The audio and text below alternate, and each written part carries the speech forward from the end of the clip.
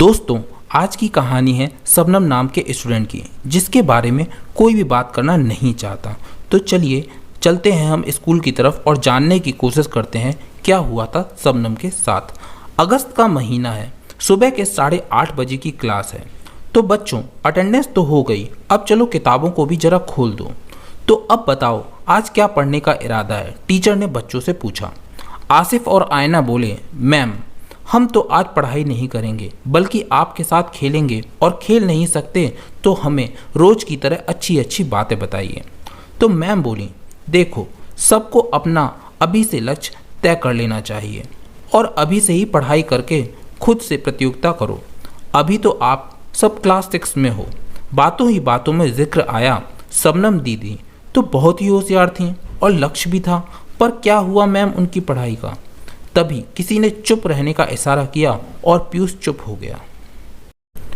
काफी देर बाद याद आया, आखिर कौन है ये शबनम। जब से इस स्कूल में पढ़ाने आई हूँ उसी का जिक्र। क्या हुआ होगा उस बच्ची के साथ कहीं। सोचते सोचते कुछ डर सा लगा कि तभी टन टन टन घंटी की आवाज़ के साथ क्लास खत्म हो गई। काफ़ी दिन यूं ही गुजरे, पर एक बार फिर से उसका जिक्र हुआ। सब स्टाफ में बातें हो रही थीं। वो जब इस स्कूल में इतने अच्छे नंबर ला सकती है, 10वीं बोर्ड परीक्षा में तो सोचो आगे अगर जाती तो क्या क्या कर सकती थी। मैंने सुना और फिर से उसी के बारे में सोचना शुरू किया। क्या हुआ होगा उस बच्ची को। थोड़ी देर अकेली बैठी रहने के बाद हुस्ना और मदीना आई। बोली, मैम काश आप पहले आई होती तो शबनम की ज़िंदगी बच जाती। आज आपने सुमन मैम और हम लोगों के लिए उन आवारा लड़कों से पंगा लिया और उनको सबक सिखाया। हमें बहुत ही हिम्मत मिली, परंतु ये बात बाहर नहीं जानी चाहिए मैम, वरना हमारे साथ भी वही होगा जो शबनम के साथ हुआ था। अच्छा बाबा, नहीं बताऊंगी, ठीक है। अब बताओ कौन है ये शबनम और क्या हुआ था उसके साथ। वो दोनों बोली, मैम शबनम तो इस पूरे स्कूल की शान थी, बहुत ही खूबसूरत और दिल की नेक लड़की थी। पढ़ने में हमेशा आगे रहती थी, जैसे पढ़ाई ही उसकी ज़िंदगी हो। और हमारे समाज में आज भी पढ़ाई को उतना महत्व नहीं दिया जाता और लड़कियों को आज भी कम पढ़ाया जाता है। फिर भी शबनम के लिए सब कुछ पढ़ाई ही थी। पर कहते हैं ना, जब किस्मत ही खराब हो और हमारा समाज ही खराब हो तो क्या किया जा सकता है। उस घटना के बाद हमें भी शबनम से मिलने नहीं देते हमारे परिवार वाले, और उस बेचारी की कोई गलती भी नहीं थी। फिर भी कितना कुछ सुना और सहा। आज तो उसकी ज़िंदगी भी उससे छीन ली गई है।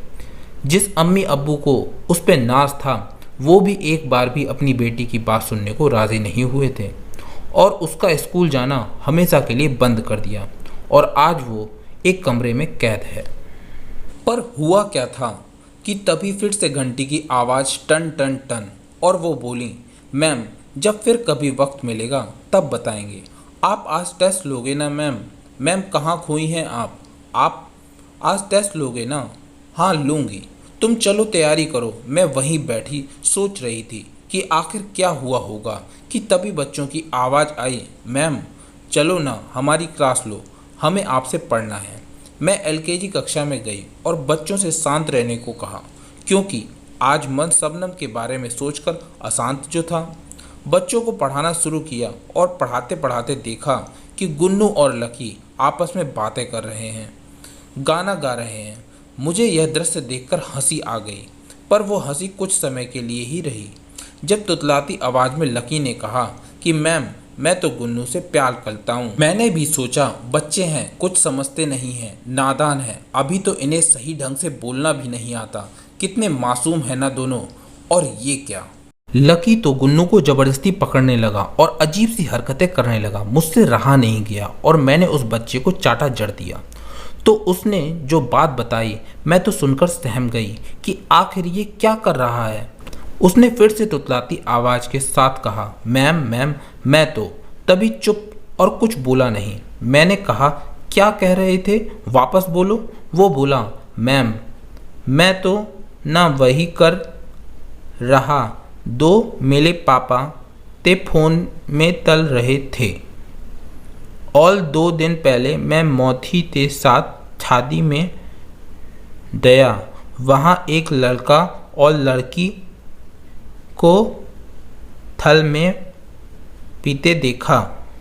मुझे अपने कानों पर यकीन नहीं हुआ कि ये बच्चा जो कह रहा है अगर उसके जीवन पर प्रभाव डाल दिया तो ना जाने किसकी ज़िंदगी खराब होगी। मैंने अपने स्टाफ की 2 मैम को बुलाया और फिर से लकी से कहा कि वो जो हमें बताया फिर से बताओ। तो उसने बताया कि वो फ़ोन में क्या देखता है, उसकी मम्मी पापा क्या करते हैं उसके सामने, और शादी में किस तरह उसने एक लड़के और लड़की को गलत स्थिति में देखा।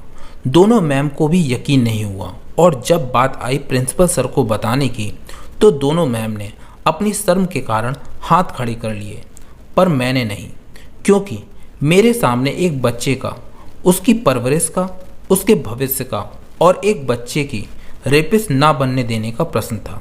तो मैं बन गई बेशर्म।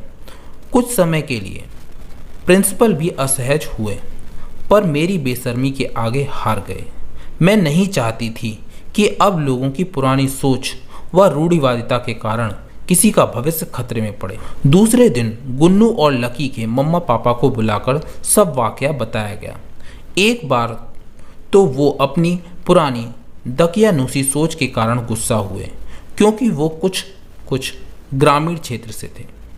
फिर मैंने और प्रिंसिपल सर ने बात करी, क्योंकि बाकी स्टाफ तो अभी भी शर्म और लज्जा से भरा हुआ था। मैंने उन्हें समझाया कि बच्चों को फ़ोन देते समय ये देखें कि वो क्या देख रहे हैं, क्या सीख रहे हैं, कहीं वो एक अपराधी तो नहीं बन रहा जो भविष्य में इस समाज को खोखला करने पर आमदा हो जाए। उसके बाल मन पर क्या प्रभाव पड़ रहा होगा।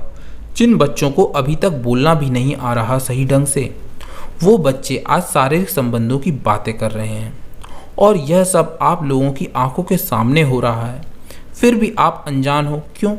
मानती हूँ आप दोनों पति पत्नी हैं, पर बच्चों के सामने तो वो सब हरकतें ना करें जिनका असर उनके बालमन पर हमेशा के लिए छाप छोड़ जाए और एक दिन हम पछताएं।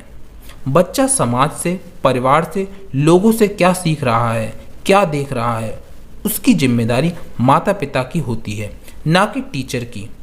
और माता पिता का इतना ही दायित्व नहीं है बनता कि बच्चों को जन्म दे दिया और परवरिश के समय राम भरोसे खेती। आप बच्चे को अच्छी परवरिश नहीं दे सकती तो उन्हें जन्म देने का कोई अधिकार नहीं। ये तो ठीक रहा कि समय रहते लकी और गुन्नू के बारे में पता चल गया, नहीं तो कल को कोई बड़ा अपराधी या रेपिस्ट बनता तो ये समाज इसे ही दोष देता। ये नहीं देखता कि इस समाज ने, इसके परिवार ने, उसके माता पिता ने उसे क्या सिखाया और क्या दिखाया। बस किसी और का किया किसी और के माथे मर देता।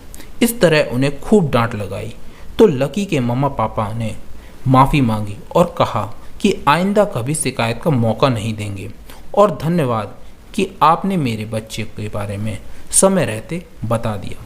पर गुन्नू की मम्मी पापा गुन्नू की पिटाई करते हुए ले गए, ये कहते हुए कि ये करमजली किसी दिन नाक कटवाएगी, और इसने तो हद ही कर दी। हमारे घर की और हम दोनों के बीच की बातें यहाँ स्कूल में कहीं। इस तरह उसकी माताजी उस मासूम को पीटते हुए बाहर ले गई। हम सब ने समझाया तो झगड़े पर उतर आईं और अपनी बेटी को ले गईं। उन दोनों के परिवार के जाने के बाद कुछ देर तक माहौल गरमाया हुआ था और मेरे साथ वाली 2 मैम मुझसे गुस्सा होकर चिढ़ने लगीं।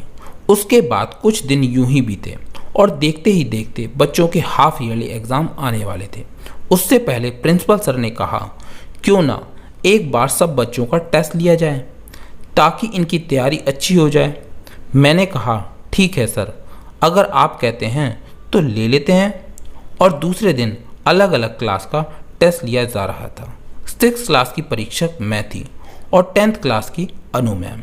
टेस्ट लेते समय मैंने देखा कि अल्ताफ़ नकल कर रहा है, तो मैंने उसे खड़ा करके समझाया तो मुझसे बहस करने लगा।